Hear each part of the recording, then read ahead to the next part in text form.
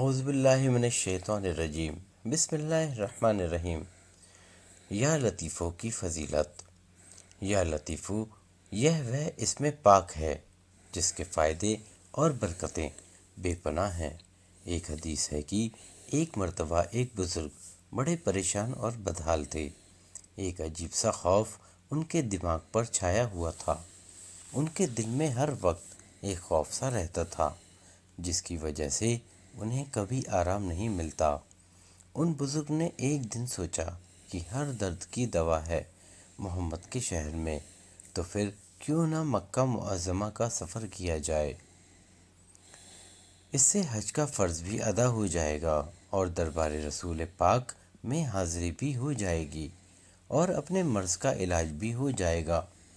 لیکن پھر وہ سوچنے لگے، آخر سفر کریں تو کیسے؟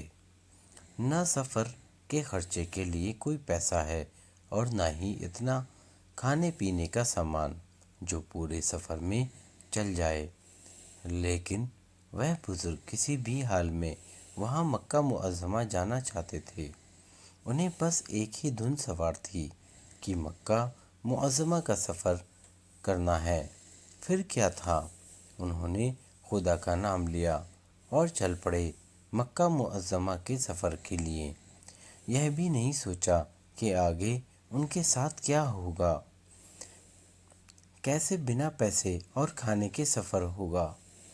سفر شروع ہوتے ہی پہلے دن انہوں نے کافی گرم جوشی سے سفر کیا، لیکن دوسرے دن بھوک پیاس سے ان کی حالت خراب ہو گئی۔ پھر سفر کے چوتھے دن تو ہاتھ پیروں نے پوری طرح سے جواب دے دیا۔ انہیں محسوس ہوا کہ اب کچھ ہی دیر میں کے مہمان ہیں۔ پھر انہوں نے کعبہ شریف کی طرف رخ کیا اور بیٹھ گئے اور سوچا کہ اگر مر بھی گیا تو منہ تو کعبہ شریف کی طرف رہے گا۔ اتنے میں انہیں کمزوری سے نیند آ گئی۔ سپنے میں آپ نے اس بزرگ نے دیکھا کہ ایک نورانی چہرے والے بزرگ آپ کے قریب آئے، جنہوں نے اپنا نام خضر بتایا، اور انہوں نے آپ سے مصافحہ کیا اور بشارت دی کہ تم بہت جلد مکہ معظمہ پہنچ جاؤ گے اور تمہاری جو بھی خواہشیں ہیں وہ بھی پوری ہوں گی۔ بس تم میری بتائی ایک دعا کو دل سے 3 مرتبہ پڑھ لو۔ یہ دعا میری جانب سے تمہارے لیے ایک تحفہ ہے۔ جب بھی تمہیں کوئی مشکل پیش آئے تو تم اسے 3 مرتبہ پڑھ لینا، انشاءاللہ تمہاری ہر مشکل آسان ہو جائے گی۔ دعا اس طرح ہے، یا لطیفم بخلقہ یا علیمن یا خبیر۔ اس طرح آپ نے نیند میں ہی حضرت خضر علیہ السلام کے ساتھ یہ دعا دہرائی اور اس کے فوراً بعد کسی شخص نے آپ کو نیند سے جگا دیا۔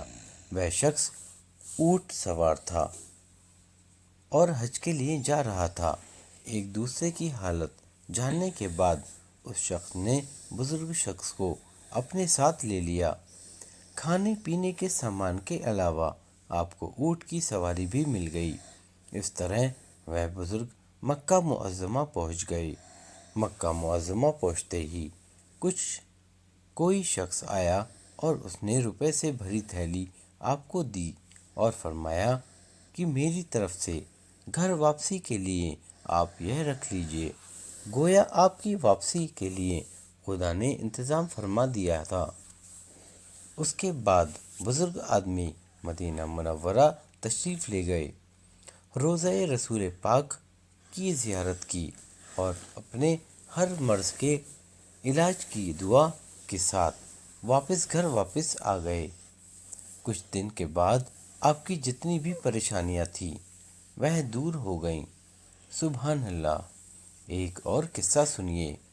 سیر العارفین میں حضرت شیخ الدین کرمانی رحمۃ اللہ علیہ نے بھی ایک روایت میں فرمایا ہے کہ ایک دن وہ حضرت شیخ جلال الدین تبریزی رحمۃ اللہ علیہ کی ہمراہ کعبہ شریف کے زیارت کے لیے جا رہے تھے۔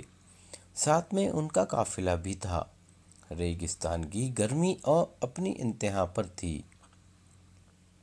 پہاڑی راستے اور پانی کی قلت قیامت برپا رہی تھی۔ نتیجہ یہ ہوا کہ قافلے والوں کے تمام اونٹوں نے دم توڑ دیا۔ پہاڑی لوگوں کو پتہ چلا تو وہ اس موقع کا فائدہ اٹھانے کی غرض سے اپنے اونٹوں کے ساتھ وہاں آ پہنچے اور منہ مانگے داموں میں اونٹ بیچنے لگے۔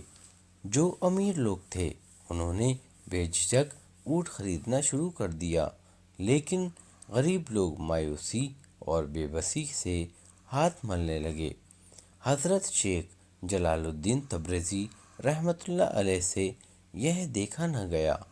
آپ آگے تشریف لائے اور اپنے کپڑوں میں سے ایک تھیلی نکالی، پھر یا لطیفہ پڑھا، پھر تھیلی میں ہاتھ ڈالا اور اشرفیاں نکل کر اونٹ والوں کو دینا شروع کر دی۔ اس عمل سے آپ نے ایک ایک کر کے 500 اونٹ خریدے اور غریبوں میں تقسیم فرما دیے، لیکن خود پیدل بیت اللہ تک تشریف لے گئے۔ اسم پاک یا لطیفہ کی خیر و برکت کا ذکر کئی اور حدیثوں میں موجود ہے۔ پابندی کے ساتھ اسے پڑھنا کئی بلاؤں سے محفوظ رکھتا ہے۔ پابندی کے ساتھ اسے پڑھنا کئی بلاؤں سے محفوظ رکھتا ہے اور کئی مراد بھی پوری کرتا ہے۔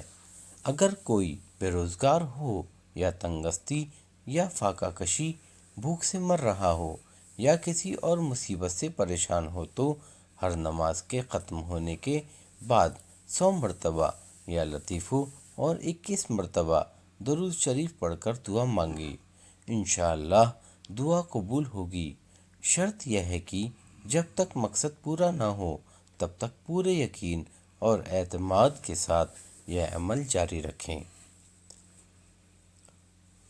دوستو، ایسی ہی دینی تعلیم کی جانکاری کے لیے ہمارے چینل کو سبسکرائب کریں اور ویڈیو کو شیئر اور لائک کرنا نہ بھولیں۔ اللہ حافظ۔